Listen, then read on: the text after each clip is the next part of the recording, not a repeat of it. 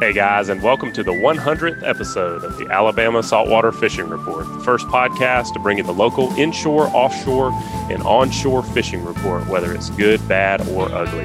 I'm Joe Baya, and I want to use this 100th episode to say, number one, thank you to all you guys that listen. You're really the reason that we're able to make this show happen and have been able to have 100 episodes. Big thank you to all of our sponsors.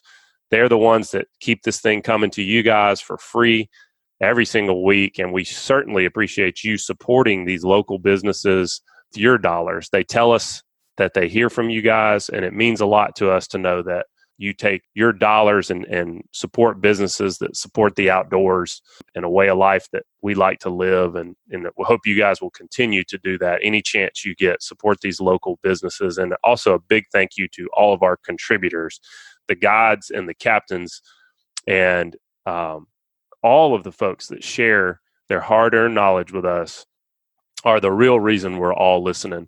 We've learned so much and continue to learn so much every week from these guys that give their information for free. They don't receive anything in return other than just being a part of the fishing community and sharing what they've learned and, that somebody shared with them at some point. And big thank you to those guys as well.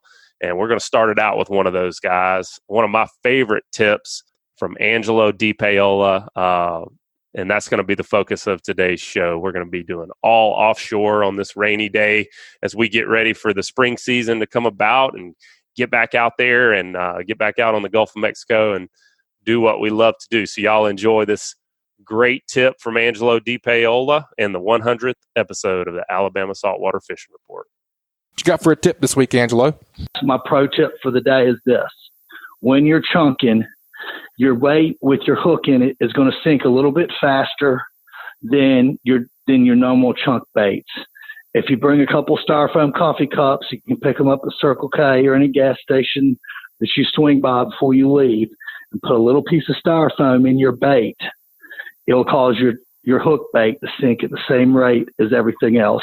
And it'll guarantee you it'll increase your bite ratio. Dang, that's one of those secrets that people don't tell that often. It really is. That's a pretty good one there. I like that, Angelo. All right, man. Well, thanks you for that report today, and thanks for that tip. That was really cool. We'll be talking to you again soon. All right, good deal, guys. Y'all have a good one. Well, Skipper, every week I'm going to try to extract some more knowledge out of you. We may be, you may be running short on that, but might run out soon. But we'll see what it won't take long. We'll see what we can do. So, Skipper, you were talking about these amberjack. Now you're talking about jigging for them. Tell the folks how to really jig for amberjack. I mean, what's the secret for that? Man, the secret for amberjack jigging. If you don't look stupid jigging for amberjack, you're not doing it fast enough. Most of the time. Well, Butch doesn't have to try hard to do that. That's the hardest thing we do. That's why I'm really good at catching amberjack. But I'm listening to you. I mean, can you jig too fast? I mean, No, it's not. It's just not the more possible. erratic, the faster, the better. You're not going to get it out in front of them. I just think that fast jig going by is what gets the strike, it's just a reaction thing with them. What color jigs have y'all been using this week?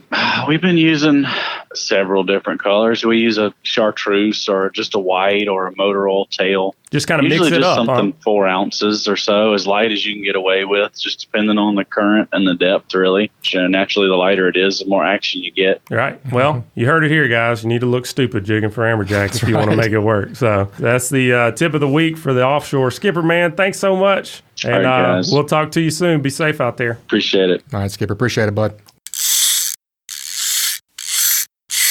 Well, that's a great report, Chris. We got to get that offshore tip from you. This week's offshore tip is brought to us by Hilton's Offshore Charts. The days of heading out blindly looking for good fish areas are pretty much over with. Don't waste your time and money on fuel searching for fish. You need the most highest resolution images to not only know where to go, but where not to go. That kind of leads us into our tip, man. You guys make sure you check them out at hiltonsoffshore.com. What you think for a tip this week, Chris? Well, it's kind of funny, when I called in, I didn't know that Hilton's was the sponsor for today's tip, but that's actually what my tip is more or less leaning towards. Wintertime, what do we know about migratory fish? Water temperature and conditions are everything. Yep. And I think as fishermen, we're all really well versed in that saying, you should have been here yesterday. Oh, yeah. Something I always tell people, customers of mine, buddies of mine, is make your own report. If you're waiting for the fishing report, you're getting there a day late. And one of the problems with pelagic fishing this time of year, offshore fishing, is if you can't see what the water conditions are like, you're going out there completely blind. It doesn't matter that your cousin Bobby caught tuna at Ram Powell yesterday. Those currents and those favorable conditions could have shifted 20 miles in a 30-hour period. So, my tip is basically what I get asked in the shop all the time is, can I bring up a satellite image or whatever? It really pays if you're going to be spending the money on gas, the boat, everything else you go offshore. You need to pay that small amount. Get a subscription, to Hilton's Real-Time Navigator. It's absolutely worth the money. It'll save you a lot of time and gas, a lot of that. There'll be a learning curve to it. You can actually call or message Tom Hilton. He will gladly go over every aspect of his page. He is a wealth of knowledge, and he'll cut your learning curve in half with, as far as reading, those satellite images. But it's worth its weight in gold to do that if you're gonna be an offshore fisherman. There's no way around it. There's no way I would ever go without it ever again. That's a good tip and a great plug for Hilton. That's right. For sure.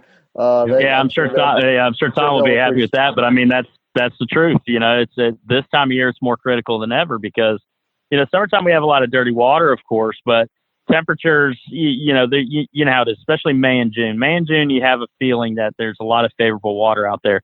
This time of year, it's either completely right for the type of fishing you're trying to do or completely wrong. We have all this cold water right now, coming out of Mobile Bay and out of Mississippi River. You could hit a rip out there where the water temp on one side's 58 and it's 72 on the other. So, you've got to know where those current breaks are. And, it's such a small investment to get a subscription. It is, man. Like you say, this time of year, the guys going out there are few and far between. And like you say, whenever they get back, that could be a 2 or 3 day old report and things change so quickly out there. Exactly. Yep. That's a great tip, man. Appreciate you being on, Chris. Thanks for having me, guys. Yes, sir. Talk soon. But let's get to that Hey Cap question. Quinn Harrelson said, I noticed Angelo talked about water temperature change, and that clued him into starting his trolling. How much of a change in water temperature does it take to say, okay, guys, this is the place. Let's get some baits out? What do you think, Angelo? I think that depends on a lot of what you're catching. If you've been fishing all day, you ain't got any bites, and you all of a sudden come across a 0.3 degree temperature change, like to me, like I've been fishing in a desert all day, I'm going to start boxing that area to kind of see what's going on. And that's a short answer. I mean, obviously you'd like to see a 1 to 3 degree temperature break, but I can't tell you how many times we come up on a 0.5 degree temperature break. And it's what you find is there's something going on there. There's 2 bodies of water meeting in that area. And so whenever that happens, there's an opportunity for the food chain to be kicking off. I mean, sometimes you see a temperature rise where you may have a little piece of the loop current pushing in, and that's tenderly a little bit bluer water, but not always, and that could be pushing up against. In our area, you tend to get a little bit more when the water's a little greener. It's a little bit more nutrient rich, so there should be a collision of 2 waters kicking off the food chain. And then sometimes what happens is you have an upwelling. And a lot of times when you have that, you'll see sometimes a couple of degree temperature change, downward change. And that can typically, that's what you're looking for. You're going to get some good bites. And what tends to happen, and sometimes this happens, if you're fishing and you see and you notice that, a lot of times you'll see swordfish sunning on the surface when that happens. So, cool fact. Yeah, sometimes they'll bite, sometimes they won't. I've never gotten one to bite. So, Yeah, I've seen that one time. It's definitely something to see, and we did not get it to bite either, Angelo. It's about 150-pound swordfish, though, so it got us fired up. A lot of hollering. We did good at hollering at it. If there was like we do a lot of that too. Yeah, if there was like a prize for hollering at a swordfish, we won it. So hollering and pushing your buddies out of the way, right, and then pointing fingers after it's all over with, like, why didn't you go get the bait in faster? Yeah, very cool. I can good visualize question. all of that. Yeah, good question, Quinn. Quinn submitted that question over at the Alabama Saltwater Fishing Report Facebook page. Y'all can definitely get in on the Hey Cap questions over there, or you can email them to us at alabama@bestfishingreport.com. And if we choose your question, we'll be sending you a Fishbites prize pack, maybe a T-shirt. Man, we get all kind of stuff. We'll definitely hook you up. So we appreciate those. Angelo, you got any new hot real estate boating properties this week? Oh, dude, let me tell you, we have been so busy. This is the time of year that people like to come to the beach. The weather's nice, it's not crowded, and buyers and sellers are really kind of, I say, connecting this time of year. So we have everything from, we just listed a little unit at Wolf Bay Villas. It's right there on Wolf Bay, kind of right at the T of 161 and Canal Road. Completely remodeled, granite countertops, wood plank, ceramic tile, great looking unit, 2-bedroom, 2-bath, $204,500. That is a really good deal. If you're like, hey, I'd really love a place at the beach, place I could keep my boat, that's going to fit the bill. We got a place at the Grander, Grander is one of the few places that offers covered boat slips. It's 3-bedroom, 3.5 bath with an elevator, 2-car garage, and a 60-foot covered boat slip. We're at, I think, $549 on that. And let's see what else. Oh, awesome listing over at King's Landing in Lillian. Big lot. Community pier with deeded boat slips, big views, $299, get you that. And we'll be bringing a awesome listing right on the point on Jubilee Point, right near Orange Beach Marina, facing the pass, just over 4,000 square foot. If you'll keep track on my Facebook page, probably next week we'll take that live, and we're going to be at 2.1 million on that. So we've got everything from houses to condos, from lower end price points to upper end price points. If you're looking to buy or sell in Orange Beach, Gulf Shores, Perdido Key, get at me through my Facebook page, and or just call me 850-287-3440. Angelo, what are you seeing out of interest rates right now? It seems like it's what I would call a neutral market. It's a good time for buyers and sellers, and that sounds salesy, but it's not. I mean, I don't mean it to sound that way. It's interest rates are historically low. What are you seeing right now? Interest rates are really low right now. So even though we've seen a slight increase in price, the offer for most people that are buying, that are in the buyer's market, it's almost too good to resist. I mean, I just literally had lunch with mortgage broker I like to use this week with a client, and he was saying that a lot of people that bought last year are actually refinancing this year because the savings are there. So, I know Quinn Harrelson is a mortgage broker out of Montgomery. Joey Parker down in Gulf Shores. He's who does all my stuff. He does a great job. So yeah, I mean, get at somebody that you feel comfortable with, especially if you bought something the past couple of years. Chances are you can save some money on the refi. And if you're looking to buy, it's a really good time. You're probably not going to find a lower interest rate in quite some time. Yeah, it's good time for both sides. So, all right, buddy. Well, good to hear from you, and sounds like a good report. I hope you get out there and get after them. We'll look forward to talking to you again soon. All right, good deal. I'll let y'all later. All right, see you, Angelo. Keep whacking them. All right, see ya. Bye. So we're going to go to our offshore report. We got Kyle Smith with Skin Deep Sport Fishing. How you doing today, buddy? I'm good. I'm going to give you the Hey Cap question this week. This week's Hey Cap question is brought to us by Foster Contracting. The recent thunderstorms and winds have been producing wind and hail in the area and may have damaged your home's roof. The certified roofing pros at Foster Contracting offer free roof inspections, and if your roof has received damage, most homeowners will have little or no cost out of pocket when going through your insurance. If you're looking for a quality construction with a dependable, licensed, and certified fortified roofing professional, give the Fortified Roofing Pros a call at 251-973-9999. They're a family-owned business that is big enough to get the job done, but small enough to care. Remember to support the local businesses that make your local podcast possible, and check them out at fortifiedroofingpros.com. Man, great people over there at Foster's. Good people, man. Oh yeah, big fan of Chad and Corinda and everyone that works for them as well. Very nice people. All right, Josh Kane is going to get the slick lure goodies this week. Ooh, I know that's an exciting time of year for some slick lure goodies. Better not let me get my hands near them. Josh emailed us at alabama@bestfishingreport.com to get his question in, and Josh asks, "I've been wanting to target a marlin for a while now, but I don't want to kill one by neglect or not knowing exactly how to release it alive and healthy. After hearing last week's report, it makes me want to try even more. Do you clip the leader and leave the hook when it's that close to the boat, or do you try and get it boat side and remove the hook?" So what is your best advice on releasing a healthy blue marlin, Kyle, I would say? Yeah, that's going to be a great question and answer. I can't wait. Yeah, I mean, I think if you have one that's, lit up real well and healthy, I mean, the biggest thing you want to do is keep the boat in gear, and you don't want to over drown them either. You don't want to get too much water going. You don't want to be going too fast, but you don't want to be going too slow. But if you got a good healthy one and the fish is acting right, lit up, and you can get the hook out of its mouth without stressing the fish out, yeah, absolutely. There's a lot of times when we release fish, we try to get on them pretty quick, and we'll pop the leader on them when they're acting real green still, just because we don't want to put a lot of stress on the fish. And I think a lot of those circle hooks rust out, don't you? Yes, sir. 100%.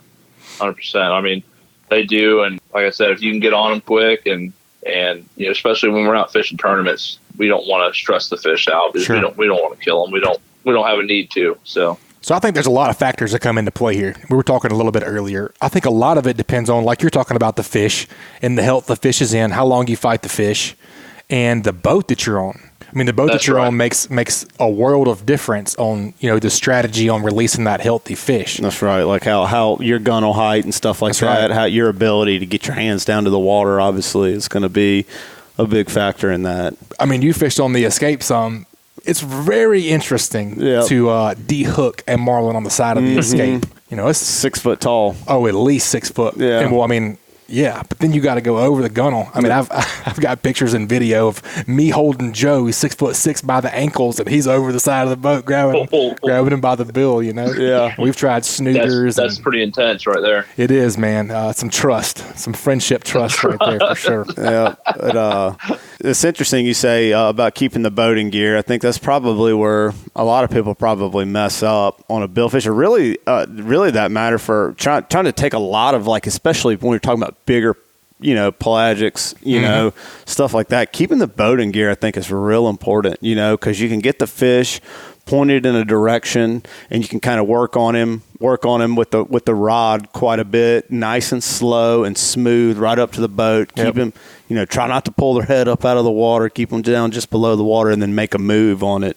and get control of it, and either pop the hook out or use your cutter tool, or you say pop them off. I don't know if you guys use a little tool to cut the line or whatnot. We'll usually just hold on to the leader, and we do a lot of snelling. And a snell is that's a knot that's made to break right there at the eye of the hook. Okay. So if you hold on to that leader real hard and just let them swim off, and they'll pull away from them a little bit and pop them right off. Right.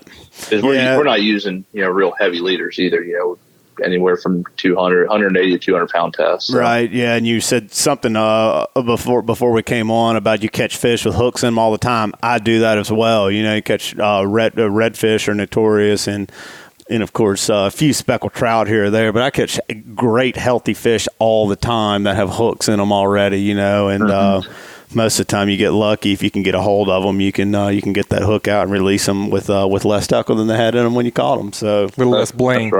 That's right. It doesn't affect them. Those hooks don't take long to rust out. They really don't. That's right. So, Josh, I hope we answered your question, man.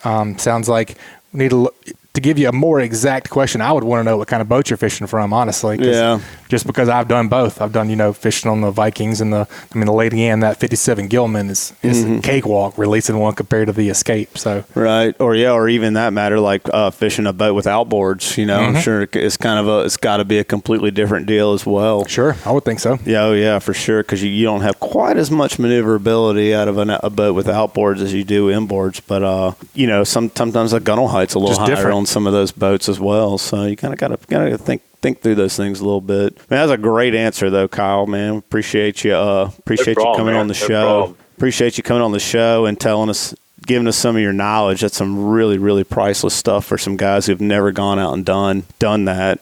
I don't know if it's knowledge or luck. And probably a lot of luck. Hey, well, I always say I'd rather be lucky than good. Absolutely. All day long and twice on Sunday. Beat me to it. Yep. That's what I was going to say, too. Well, Kyle, we appreciate it, man. Keep whacking them. We'll talk to you soon. Yes, sir. Man, what a great offshore report. That's some really, really exciting. I know, man. I'm excited to have Captain Chris Vecsey on. I know he does all kind of stuff. All right, Chris, we can't let you get out of here without that tip. This week's offshore tip is brought to us by KillerDock. As anglers, we put a lot of time, money, and passion into our fishing, but most of us don't have a fish cleaning station that we're proud of. Man, I was talking to Jay before the show, actually, and they're doing some really cool stuff. He was telling me about there's a big giant Viking building a big boathouse over in Orange Beach, and they're putting one of those 8-foot stretches in a 10-foot canopy. Oh my goodness! Under that boathouse, or on the dock on that boathouse. I'm pretty excited to see. We're gonna have a party under that thing. I'm ready. I like to party. I'm pretty excited to see the end result of that, man. These guys, there's nothing these guys can't do, man. KillerDock, they use marine-grade aluminum to make fabulous fish cleaning tables and stunning canopies that will keep us out of the sun. You guys go check them out at KillerDock.com or on Facebook at their KillerDock site. You know what I can't believe about mine is how clean it stays. They coat the metal, they coat everything, so it just stays nice and clean, easy to spray off at the end of cleaning your fish and whatnot. Keeps you nice and cool, especially right now. I know you like your clean feet. Oh my goodness gracious, you know. What you think for a tip there, Chris? I think I'm going to reiterate kind of what I was touching on there with the bottom fishing, because we were talking about, I mentioned bait, having the right bait, and it's not just the bottom fishing; it's also the inshore right now. I mentioned having cigar minnows, sardines, hardtails, better quality baits offshore, and that's something I'm going to get. It always draws the additional questions. Okay, where do I catch those? How do I catch those? And usually for sardines, for cigar minnows, speaky rigs, usually number 6, number 8. I like the ones with the little glow bead on the head of them, but I'm going to target structures in anywhere from 30 to say 60 feet of water usually for those. Now, structures could be a lot of different things. There are plenty of public structures, that are published, on outdooralabama.com, many places, and on a lot of charts you can purchase from most tackle shops. Any public structure in that depth range will hold clouds of bait as we come into the fall. And it's just a matter of taking the time to get out, position over those structures and drop those sabiki rigs. For hardtails, for ruby lips, like I mentioned, you got to go a little bit bigger. I'll usually use a 2 or 3 hook rig for ruby lips. Small circle hooks, like a number 2 or even a number 4 tip with a really small piece of squid. That's going to do better on the ruby lips. And the main tip I could say about catching those and more or less keeping them alive is when you hook up to those, you need to reel them up slowly. They're no different than a snapper or a grouper. If you bring them up too fast, they will suffer from barotrauma and, get the buggy eyes and your live bait becomes a dead bait. For inshore, on the same lines, having the right bait. If you go and you buy live shrimp right now, live shrimp will catch obviously everything, but our inshore waters are so heavily plagued this time of year with pinfish that live shrimp doesn't usually go real far. The guys that do, that have more consistent and successful inshore trips, know you've got to take the time, throw the net, try to get finger mullet, try to get smaller, L-wise, pilchards, whatever you want to call them. But croakers and finger mullet in particular will usually yield a lot better quality inshore fish. That's awesome, man. And I would say that's probably, inshore or offshore, it's taking the time to get better quality bait. It's real easy to go buy frozen bait. It's real easy to go buy live bait. But that's usually not, a lot of time that's not what the better quality fish are feeding on. Yep, I agree with that. It's not where it's at. I think Captain Richard can attest to that as well. That's right. Yep. Man, if it was easy, everybody would be doing it, right? That's a fact. Yep. That's right. Like separates the men from the boys. Yep, that's like you said, it's real easy to go buy frozen bait, and, some days you'll get lucky and that'll work real good, but the guys who really know what they're doing, you'll consistently. See. Yep. I know doing what I do, doing what I do day in, day out, hard work yields much more. Greater reward. Yeah, sure. Greater reward. That's right. There's no doubt about that. That's right. And a lot of days I work just as hard at catching the bait as I do either catching fish or not catching fish. Yep. You know what I mean? Because it's worth it, and it's necessary. Yep. And then taking the precaution to keep it alive in your live well all day long, too. That's another science we could sit here and talk about for hours. Hours with, too. Making bait is definitely, it's part of it. You know what I mean? And it gets to where, you know how it goes with some of these billfish guys, man, like when they're live baiting these marlins and stuff. It's like sometimes it's the guys who know how to catch the blackfins. You know what I mean? Keep them alive. It's not necessarily about catching the marlin. It's about being able to catch the bait to catch the quality marlin. Bait, and how you, with that in that regard, how you catch the bait. Did you catch it on a lure, treble hooks, or a J hook? Did the fish hit the deck when you run hooking it? It's got to be top quality, otherwise it gets thrown right back in. Yep, it's all about those little fine details that they'll kind of set you apart from everybody else. You're exactly right. Well, Chris, it was great talking to you, man, as usual, and that was a great report. And thanks for the tip, and thanks for your time. Yep, thanks for being on, Chris. We'll talk to you soon. Thanks for having me, guys. Yes, sir. Thanks. I saw a giant tuna caught this week. Let's go over and talk to Angelo DePaola and see what the story is in Bluewater. Angelo, man, what's happening in Bluewater? It sounds like we got things heating up, so to speak. Well, it's the beginning of February. To me, this is like prime lump season off the mouth of the river. And it's going on right now. I mean, Eddie Berger just caught one, 224. Bill Staff on the Sea Spray out of Orange Beach, who moves his boat over to Fouchon, caught a 207. I know there's another fish in the 200-pound range caught. So really what we're talking about this year, if you're fishing our part of the world and you want to get in on big fish, is lump fishing and fishing the short rigs off of Louisiana. And when we talk about the lump, you have the midnight lump and you have the salt dome, what we call the horseshoe lump, which goes from about 400 to 200. If you just run over to where the horseshoe rigs used to be, there's still some out there, but not as many as there used to be. You'll see it'll look kind of like a parking lot on a calm day. You'll know you're there when you get there. I mean, if you got a center console, it's nowhere to trailer over there. Just launch out of. What's the best place to launch out of? I've never done it. I've only done it for big boats. Personally, if we're leaving from our part of the world, Dolphin Island, Orange Beach, Fort Morgan, I mean, out of Dolphin Island, it's 91 miles. So to me, I just assume run from our home port and go over there. It's just a quicker run. I mean, if you're going to be over there for 3-4 days, you can just put your boat on the trailer, go and trailer it on down to Venice Marina or Sportsman's over there. I think Port Eads is closed right now, so I don't think you're going to have that option. Mm-hmm. But, or you could just run your boat over there, fish the day, and then run up, spend the night in the hotel, and then fish your way back the next day, which we've done that before too. It's pretty easy. You want to get an early start if you're going to leave from this part of the world, 3:30, 4 o'clock in the morning, kind of start, get you over there by daybreak. And it's easy. It's not hard fishing. You want to bring plenty of pogies, menhaden, whatever you want to call them, so you can start getting your chum line going. And I know a lot of people say don't put a lot of chum in the water. I tend to think the exact opposite. I think the boat that gets the most chum in the water the quickest is more likely to get more fish behind your boat. So we'll get going, and we won't even put lines in for the first 10 minutes of it until we start seeing bonitas and stuff show up in the chum slick. And so what you're going to have is you're probably going to get small sharks, lots of king mackerel. So make sure you bring a lot of hooks. And for me, if it's muddy, then I want to fish heavier leader. If I can get away with 130, 100-pound test fluorocarbon, I will. And now I like a number 5 circle hook. And even a big fish can get hooked by that little bitty hook. For sure. Angelo, what about the wahoo bite? Has it still been strong over there? Wahoo bite's been strong. And here's the thing about wahoo fishing over there. And it's just like the tuna fishing.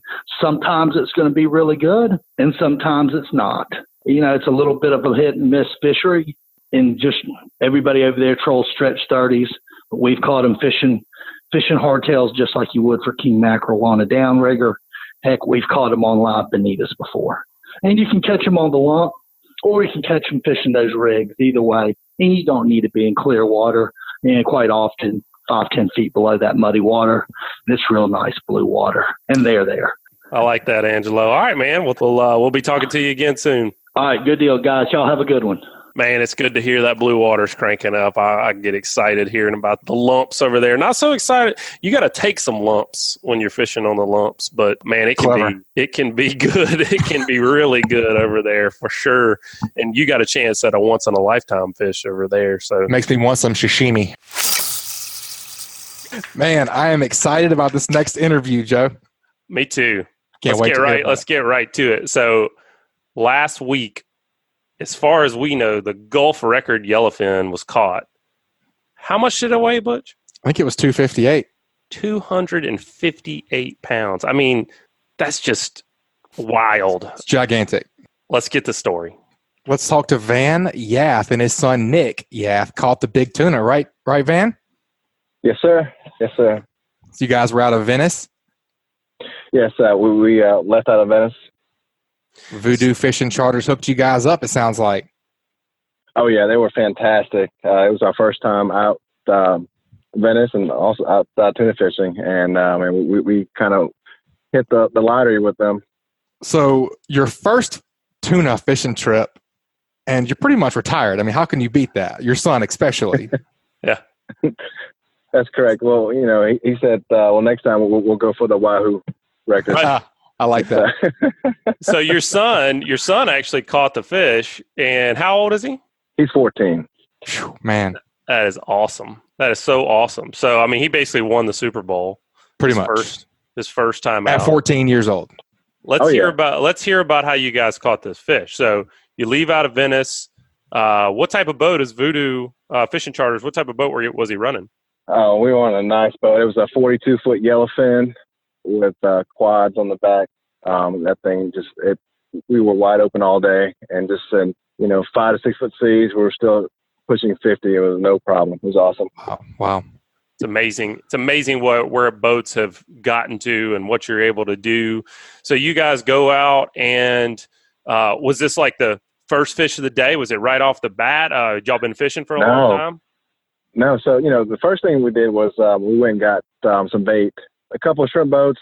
The third one we went to, they had bait. So, our first mate actually jumped off our boat onto their boat, got the bait, threw it back on our boat, and went to a buoy and got some live bait just to have. So really, the first hour we're getting bait. One of the first shrimp boats we went to, actually the first shrimp boat we went to that didn't have any bait, we saw that he had a nice school of whatever underneath his boat. So as soon as we got bait, we went after that first shrimp boat went to, and we just started chumming behind him. And we were actually able to hook one probably similar to the size that we caught. I know it was almost a 200-pounder that just blew the reel up, just destroyed it. Got off within 10 minutes after that. We caught a nice size one. It's probably 150-pound yellowfin, which actually was the second biggest fish of the week down there. When we got to the marina, everybody was ooh and eyeing over the first fish until they saw the second fish. I'm sure. 150-pound yellowfin's nothing to sneeze at. It's a big yellowfin, yeah. So you catch this 150, and you guys are high-fiving thinking, great day already, right? Oh, yeah. It's funny. When we caught it, I mean, that was the biggest fish any of us have seen in person. And, some of my clients, they were like, hey, this is a contender for the biggest fish you guys have caught for the year. And the Capt said, the biggest one I've seen was 216. So, okay, we got some work to do. But regardless, we had fish on the boat, so we were good, man. We were on the board. So what next? Went looking for a couple other shrimp boats. I think we're probably about an hour or two, just chasing different boats. Just all we could get was sharks, couple bonita, caught a nice black fin. And then the captain remembered, the first fish, we were in blue water, so we went back out, further out. We saw a shrimp boat, a ways out. Got into blue water, we were chumming again, and we didn't really see any sharks. Saw one or two, like small bonita, but we were marking something on the fish finder. And, the rest of us, we were kind of just talking and relaxing. And my son was watching, he's with the captain, and he was watching the captain. He threw out a live bait on a flat line. He saw something, something taking it. And to be honest, they both thought it was, something small because the way the fish acted. But I think as soon as the captain, pushed the drag lever up and the fish realized it was hooked, it was game on. Yeah, that's this awesome. thing took off. Yeah, this thing took off just like something you see in Wicked Tuna, right? I mean, it was Wicked Tuna. Nuts. Yeah, it was nuts. Then everybody got up. By the time the captain handed the rod to my son, I mean, the fish had almost schooled him, so we had to chase it with the boat.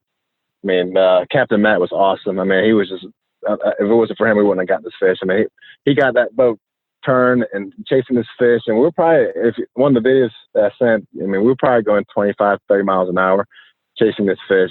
Wow. My son, luckily my son knows what to do, keep tension on the fish, and, he was able to get half the spool back on, and, man, he fought that thing for a good 20 minutes, got 90% of the spool back on the reel. And then when he got to the lead, that's when it got challenging. So the fish pretty much stayed at 150 feet. It would not come past the thermocline. My son would get it up to like 140 feet, and it would go down to 160. He did that for a while. He got tired, so then he handed me the rod. I did the same thing. I fought it for good, 4 or 5 minutes. It felt like I was doing a 200-pound curl for 5 minutes straight. How bad? I would reel it up 10, 15 feet, and it'll take me back down 20 feet. I mean, you could see the lead knot just going back and forth. I got tired to get back to Nick. He fought it for some more. He got tired to get back to me. I got tired, gave it to Jeremiah. He got tired, gave it to Captain. I mean, we could not get the fish past the 150. It was nuts, and we didn't realize how big it was. We knew it was big. So how long was the whole fight? Total. So from my video, I videoed as soon as it was hooked, and then when we landed, it was right at 45 minutes. Wow. That's not bad for That's not bad at all. I've fought him. No. I mean, I've seen longer fights than that. Y'all did a good job. I've seen 185 take 3 hours. Yeah. Oh yeah. Yeah. Yeah. Y'all did a good job on a fish that size. Yeah. Yeah, we were able to muster it up. I mean, like I said, my son got up to the lead, and I think if we would have known that fish that big, I mean, we would have just put the belt on him, because that's the only reason. I think that's the only way we were able to get it up that fast. Because once Jonathan, my client, got up, he's like, "Hey, I'm fresh." We handed him the rod, and Cap says, "Get the belt out." Just strapped him in, and he was able to keep tension on the fish, and he was able to get the fish past the thermocline. I think once we got him to about 120, 115 feet, he just pretty much just gave up, and we were able to drag him to the surface. Y'all have a pretty, did you have a pretty normal time, easy time landing him? Nothing crazy happened at the boat, did it? No, once he got up, I mean, it took 5 of us to get him in the boat. I mean, we had 3 gaffs in him, tail rope, and a guy, grabbed by the gills to get him into the boat. That's awesome. I mean, that's so awesome. Such a cool story and such a cool experience for you and your son and everybody Absolutely. out there, for sure. What was it like coming back to Venice Marina with a 258-pound yellowfin on the deck? I bet people were gawking. Oh yeah. So the first fish was big. The second fish was, of course, way bigger. It wouldn't fit in the fish box. So we spent probably 35, 45 minutes out there trying to get it in the fish box. We had to take the first one out, put the big one in. The first one wouldn't fit in, so we had to cut the tail off the first one to get it to fit. And then we kind of just messed around, did some little snapper fishing here, tried to get target cobia, just to pass time. But then we were all thinking the same thing. We need to get this fish back to the marina so we could show it off. So we actually cut the trip short. I don't blame you. Flew back. Yeah. flew back to the marina. Once we got there, man, that's when, you know, all the excitement, just the energy was amazing. That's awesome, man. There were a lot of people there just eating, chilling on the patio, and, you know, people, of course, you know, walking around. And once we got there, everybody had already heard that we caught a monster. So we put the first fish on the bow, you know, to offload it. Everybody thought that thing was huge. I mean, we had people come up taking pictures of him, and they were really excited about the first fish. It took us almost an hour to get the big fish out of the fish cooler, because the head was so big, it was lodged in there. I mean, it literally took three of us pushing and pulling. I mean, almost an hour to get it out. It's a big. And once we got it out, yes. That's so cool, man. I'm glad you guys had that experience. That's truly a once in a lifetime experience. You hear that thrown around a lot, but that is, I mean, you're almost assuredly not going to catch a tuna bigger than that in your lifetime. So that's an amazing thing for your son to see. Hopefully he's not spoiled. Hopefully all of you aren't spoiled, and you'll keep Oh no, keep at it. Yeah, that's right. I mean, it's a lifetime trip with a lifetime fish, and it's just I think all seven of us on board, we're pretty much connected moving forward, man. I mean, that's just one moment in our lives that we get to share, and it's just very special. I mean, you remember the rest of your life. Very cool. Absolutely. Well, thank you for sharing the story with us. I know that's one I'm not going to forget either. And we're going to be sharing some photos that you've sent us over the coming days on social media. That's, man, just an amazing fish. So congratulations to Nick. Man, I hope y'all get to do it again. Thanks for being with us. Yeah, I hope so. Yeah, definitely. And just I want to give a shout out to Voodoo Charters. Man, I don't think it would have been possible without them. I mean, Captain Matt and Voodoo, man, he was fantastic. I mean, he made sure we got fish on the boat, and boy did he. Yeah, awesome, man. Yeah, y'all check out customers Charters. for life right there. Oh, he's out of Venice Marina, right, Van? He's all the time out of Venice Marina. Excellent. Yes, sir. Excellent. All right, Van. Well, thanks, man. Sure do appreciate you sharing that story with us, and hopefully we get to talk to you again soon. Looking forward to it. Thanks, guys.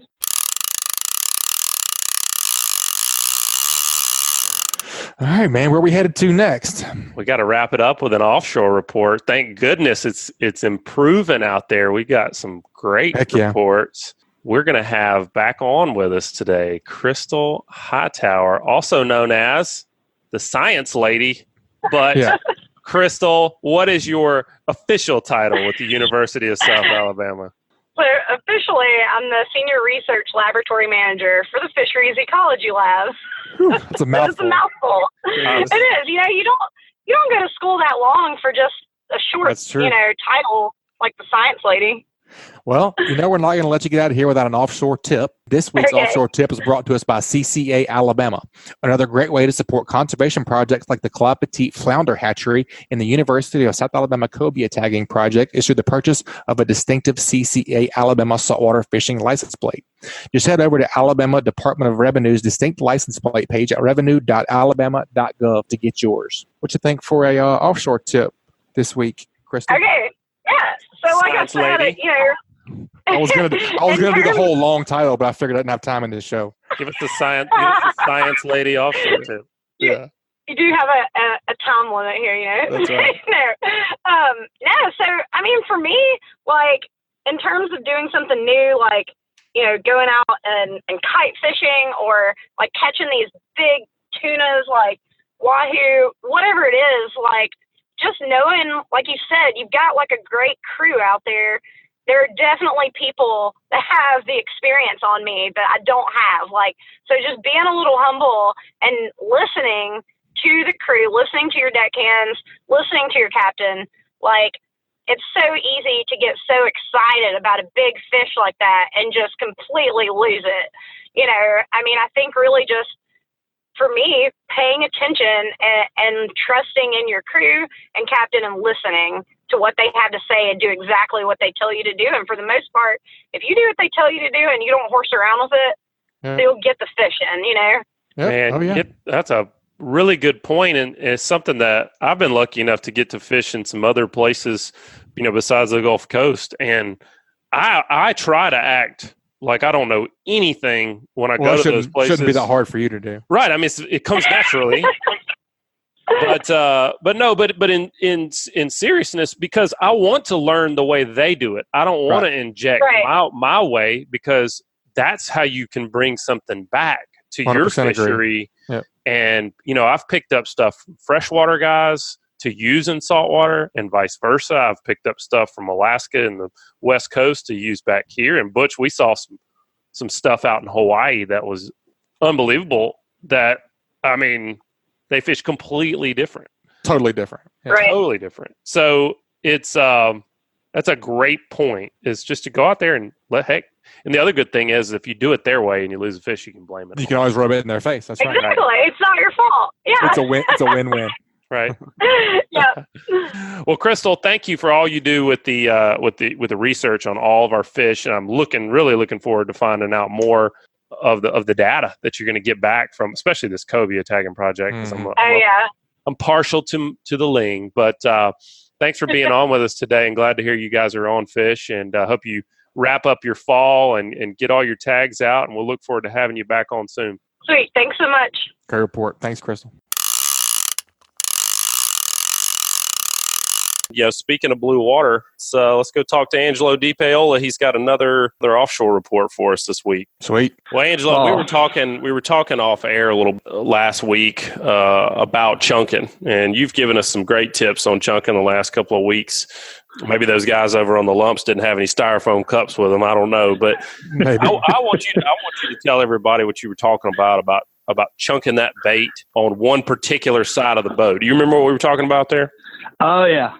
So, like, one of the things, especially on a bright, sunny day, even if you've stretched your leader out and you've got a little piece of styrofoam in your chunk, but you're seeing the fish, they're just coming up and they're turning off of it right away. A lot of times what's happening is you're getting some light refraction off your leader, and they're just leader shy and they're turning off. That happens when you get, like, really clear water situations.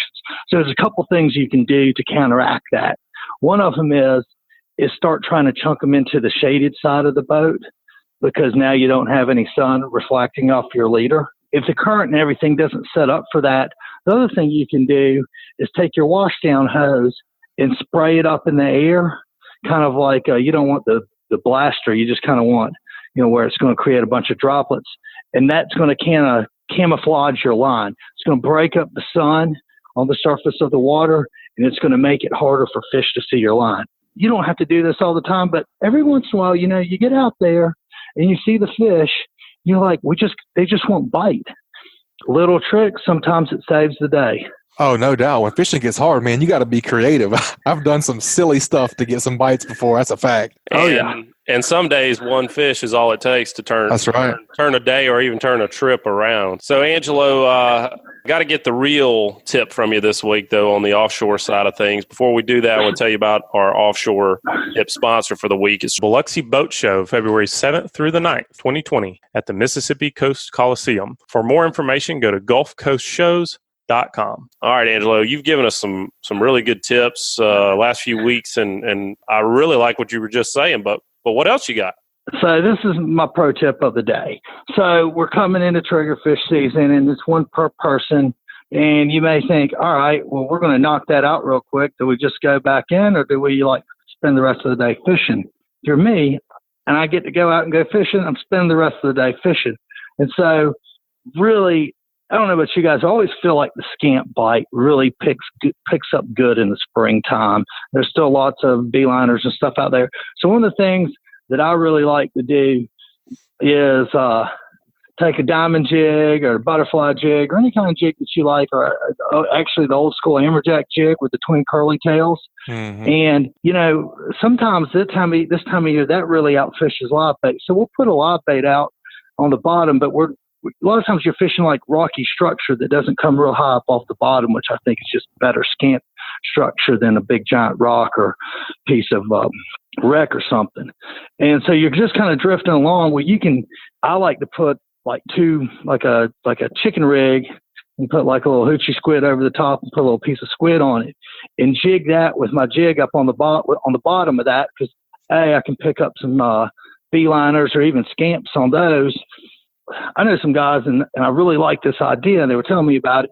They like to use the electric reel because you can kind of put it on a slow reel mode and jig it up about 20 feet in the water column and then just drop it back down. You'll just you can just cover more ground that way. A lot of times this time of year, you just catch more scamps on the jig than you do the live bait. And you still have that out there fishing. You just leave it in the rod holder. Roddy rod holder hooks fish better than we do most of the time anyways. Definitely. Diversification. I like it. And it does seem like you. It seems like you never know where they're going to come from. We've had plenty of days where the scenario that you just were talking about was true. You know, we caught more on the jigs than we did on live bait, and like you said too, springtime. It seems to be that is more of the case. Not to mention the fact that it's really hard sometimes to find bait in the spring. But we have had just as many days where, and we talked about this some, last summer. With Devin Potts, where he basically said, "Hey, you've got to have live cigar minnows right now. If you don't have live cigar minnows, you pretty well hang it up." So, I think in the summer that the live bait plays a bigger role. But this time of year, like you guys said, it's just hard to catch it. Yep. Well, Angelo, thanks, man. Good report this week. Sounds like things are a little slow, but it should only pick up from here. I really appreciate it. I hope you get to go out soon. All right, guys. Appreciate it. Y'all have a good one. Well, good deal, Skipper. It sounds like fishing's good. It's heating up. This week, you're gonna be answering our "Hey Cap" question. We got a good one this week. This is one that's always stumped me. So, Butch, who'd we pick this week? It comes from Stacy Reese, and he asks, when going offshore and dropping baits, he has been unsuccessful with catching anything but red snapper. What techniques would you suggest for better getting on some triggerfish, jacks, aggregate species, I would assume? What you think there, Cap? I think each species you go after is going to be a little different, but I think a lot of people get hung up on, you're fishing on a reef, they drop down a 15-aught giant hook, attached that's got a whole pogey on it or some kind of live bait, that's 10 inches long. And probably all you're going to get on that is a snapper, Right. We talked about that a few weeks ago. Scale back a little bit. Use some squid, some smaller pieces of bait, maybe the size of $50 for your reef species. Maybe fishing a bigger spot. A lot of times your bigger reefs will have more diversity. Maybe something to look at. Yeah, to diversify, or a rig. Yeah. Rigs can have a lot of diversity. Also, bigger spots. Smaller hooks and smaller bait. Yeah, that makes sense. Well, Skipper, it's a good report. You know what's next? We got to go offshore. Let's talk to Angelo DePaola, the Coastal Connection down in Orange Beach, Alabama. Here's my pro tip of the day.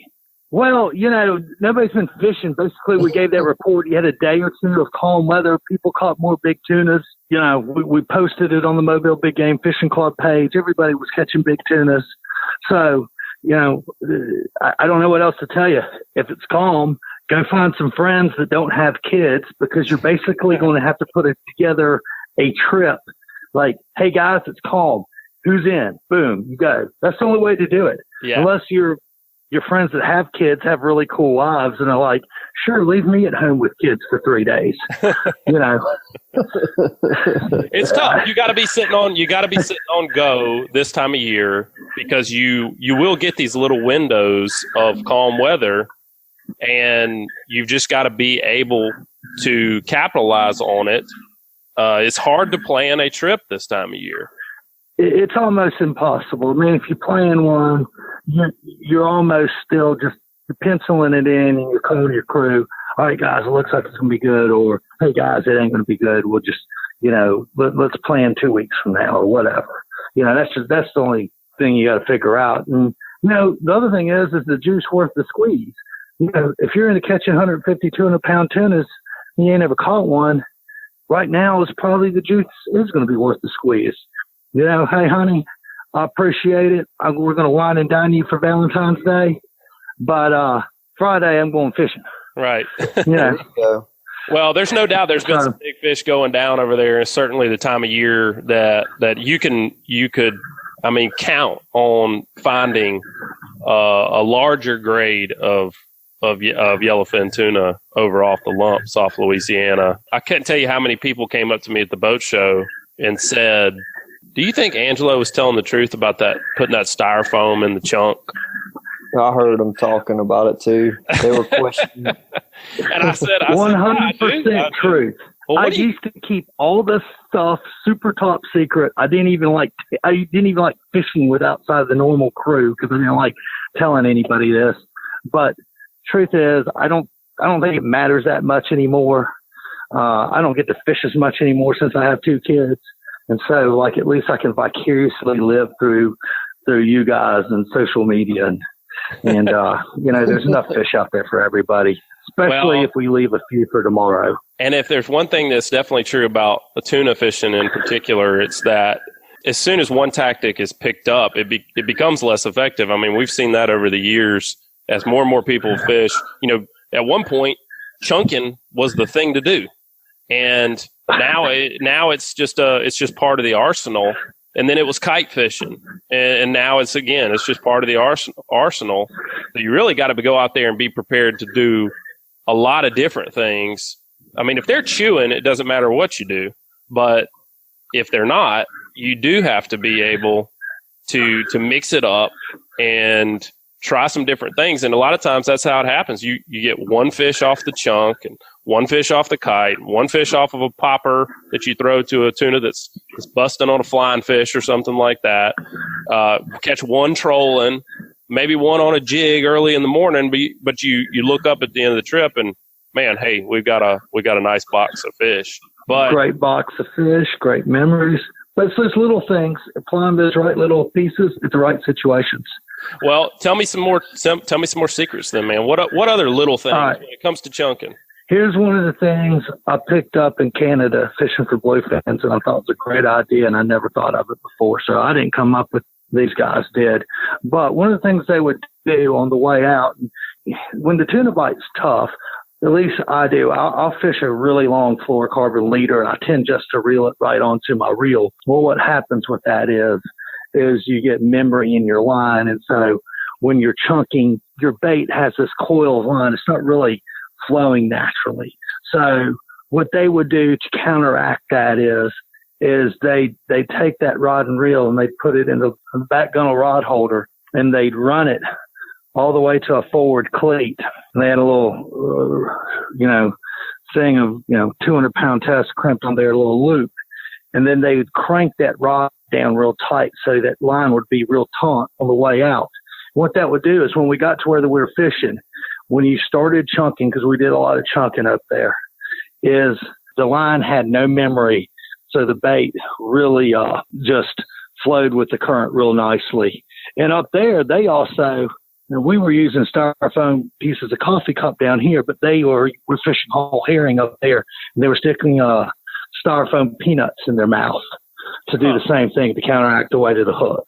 I wonder, Angelo, you talk about that styrofoam deal, and I wonder if there's not an application where you couldn't just maybe put even like a cork, and maybe like one of the things I've done in the surf is I've taken a little crappie cork and I'll put it on a kale hook and put a little hot glue on there, and it kind of helps that hook float with the bait on it. I wonder if you couldn't take a small piece of cork and just go ahead and hot glue it onto those hooks, and maybe that would keep from having to redo that styrofoam cup every single time that you put that chunk. Well, you're just cutting off a little piece in there, and like I just cut it at a triangle and just sharp. The problem is, to me, with a piece of cork glued to your circle hook is how does that affect the hook up? Right. You know what I mean? Closing down that gap. Mm-hmm. Right. Yep. All right. The other thing I would say is this before we go, and I've always liked to snell my circle hooks. Mm-hmm. And I always felt like the hookup ratio is better, and you want that circle hook snelled back where the hook's bending back towards the line.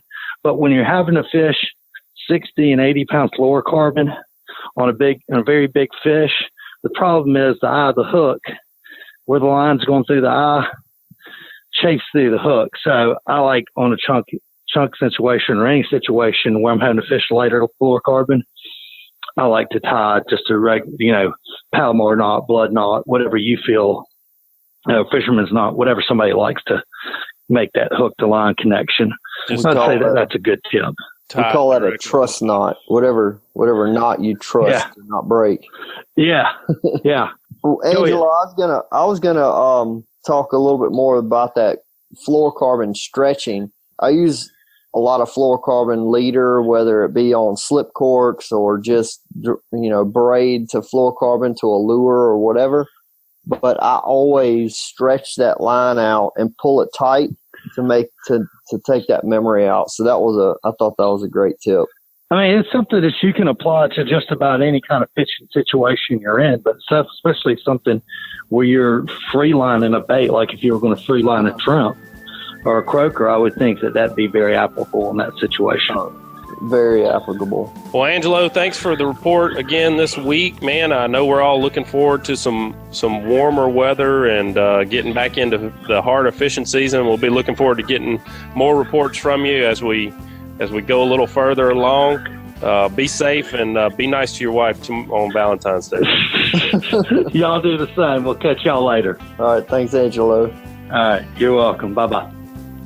This week's Alabama Saltwater Fishing Report has been brought to you by MDH Foundation Repair. If your home was experiencing foundation problems, MDH Foundation Repair has the best solutions to fix it right and fix it now and protect your most important asset, your home. Check them out at mdhfoundationrepair.com.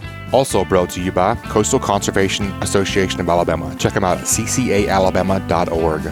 Also brought to you by Geico. Call Ron Davis, Geico agent at 251-445-0053 or visit him online at geico.com/mobile-al. And also brought to you by Daycool Heating and Air, your home performance specialists. Contact them at 251-260-3858 or check them out online at www.daycoolair.com. License number AL07028. This week's Alabama Saltwater Fishing Report has been brought to you by Fishbites. Check out their full line of freshwater, saltwater, tackle, and apparel at fishbites.com. This week's Saltwater Fishing Report is brought to you by Angelo DePaola, the Coastal Connection with eXp Realty, your boating and beach property specialist. Check me out on Facebook at Angelo DePaola Realtor, the Coastal Connection, or call me direct at 850-287-3440.